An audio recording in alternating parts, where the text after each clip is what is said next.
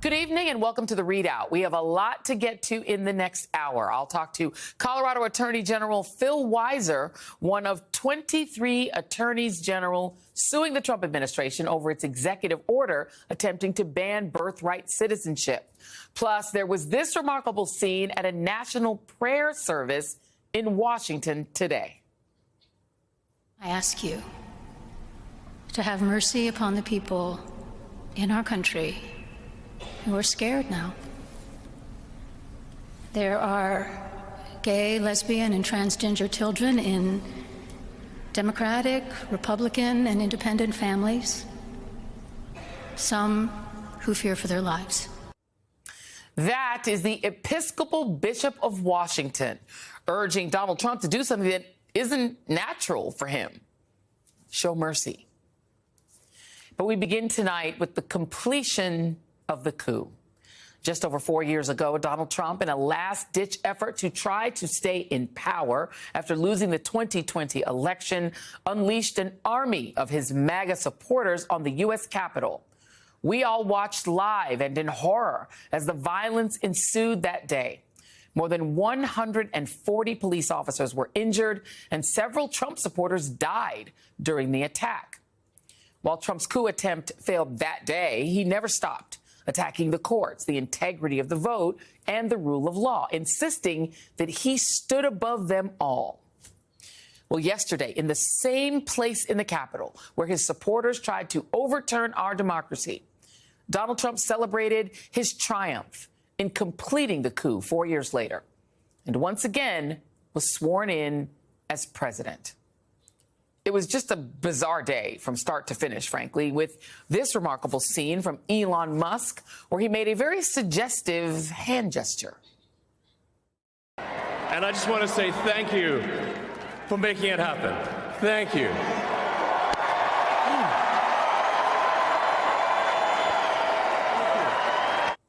Well, that moment has gone viral and even made it into the confirmation hearing this morning for Trump's pick for UN Ambassador Elise Stefanik.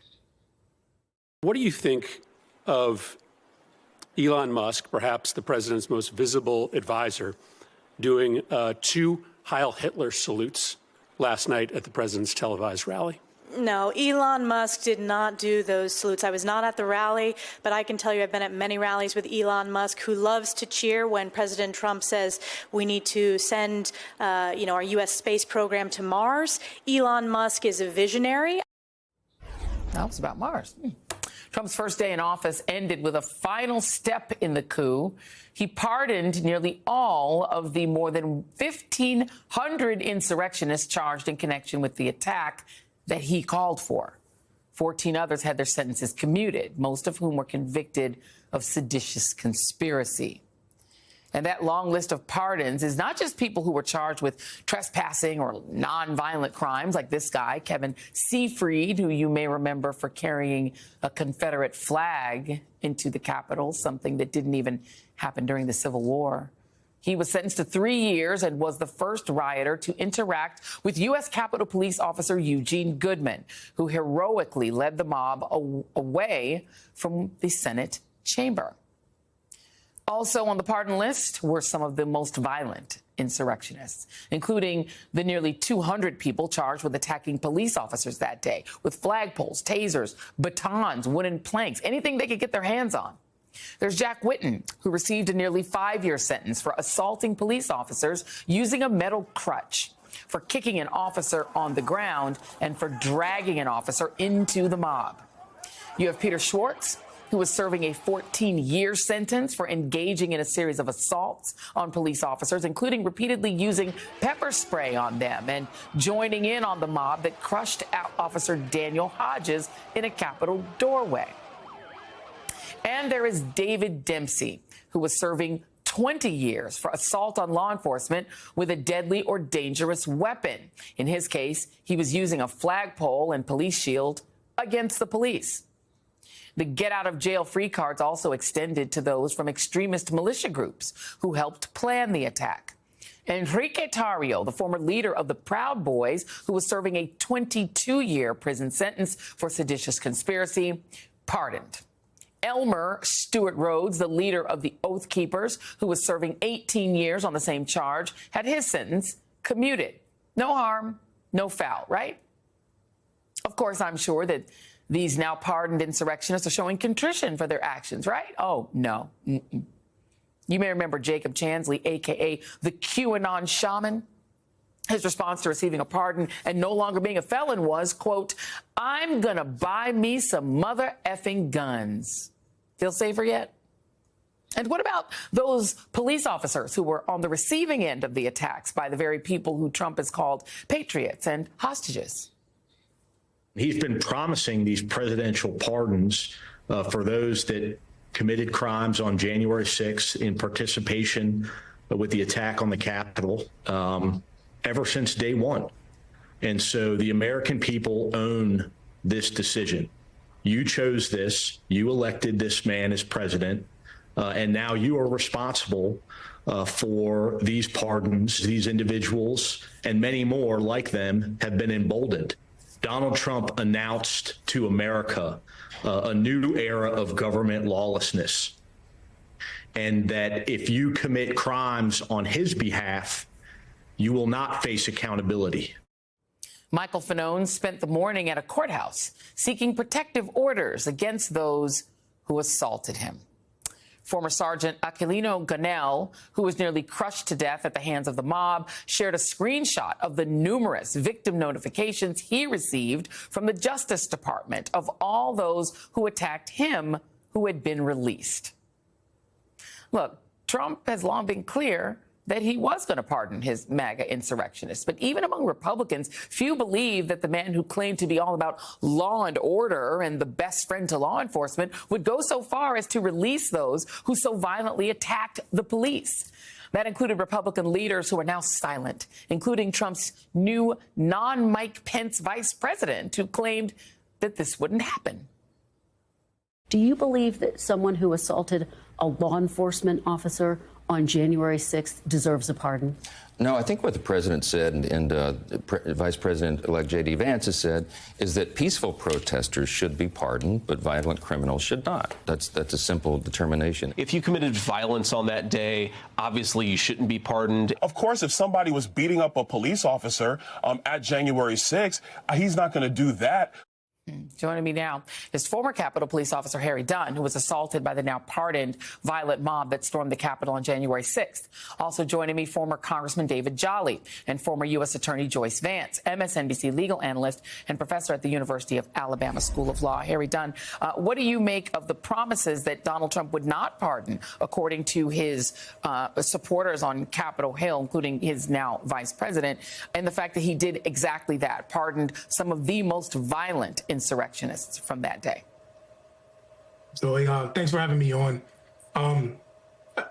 Why are people surprised? Why are people surprised? People that are shocked by this outrageous, egregious act against this country, against these police officers. If you're shocked, then you haven't been paying attention. Donald Trump did exactly what he said he was going to do. He said it from day one. And anybody expecting anything different out of him, what is wrong? It's on us. It's on us.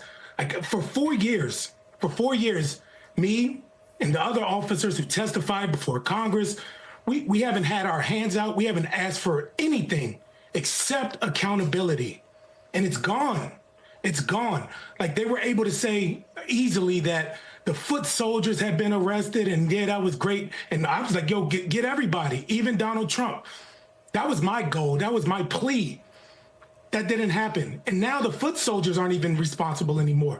If there's no record, I mean, there's a record of it. Obviously, the record doesn't go away thanks to, the Supreme Court allowing the report, Jack Smith's report, to be released.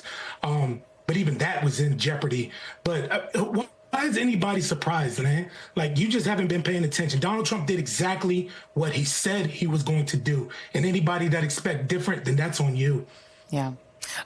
David Jolly, I just have to show the split screen, because yesterday when I was watching the inauguration, it really was chilling for me to see Donald Trump being applauded, including by some Democrats who, for whatever reason, felt the need to show up to this event, to stand around with billionaires. And it's the same exact space where these people were smearing feces, beating up police officers, crowding into the place, shoving police officers, in some cases really harming them, tasing them. It's the same space, David. It's sacrilege, it seems to me. Your thoughts? Yeah, Joy, I think millions of Americans yesterday were unsettled by seeing Donald Trump inaugurated a second time, and unsettled by the reception he received, not just from Republicans, but as you mentioned, by Democrats trying to hold to the norms, that trying to make the inauguration feel familiar. It should not be familiar. Donald Trump is an oath breaker, and his words cannot be trusted. His promises cannot be trusted. His actions cannot be trusted. Donald Trump was a danger to the republic when he was president the first time. That's why he was charged with conspiracy to defraud the American people. We know what he did to instigate the violence on January 6th. Donald Trump was a threat to the republic when he was out of office. That's why he was charged with mishandling classified information. And he remains a threat to the republic now, once again as president. And in exercising the pardon authority, he demonstrated that. You went through the list of people who were charged for crimes for assaulting police officers. We also know the ideologies and the violent rhetoric of the Oath Keepers and the Proud Boys and others. Joy, one of the people he pardoned just a few months back was arrested for trying to board a flight to Russia to fight for the Russian army against Ukraine. That is also somebody that Donald Trump gave a pardon to. And so where Donald Trump remains a threat, he unleashed a crowd of people that also remain a threat. Now, certainly, you know, they'll put up the sympathetic case of the grandma who got caught going into the Capitol, whatever. I am sure there is penance and repentance among some of the J6ers, but not all of them.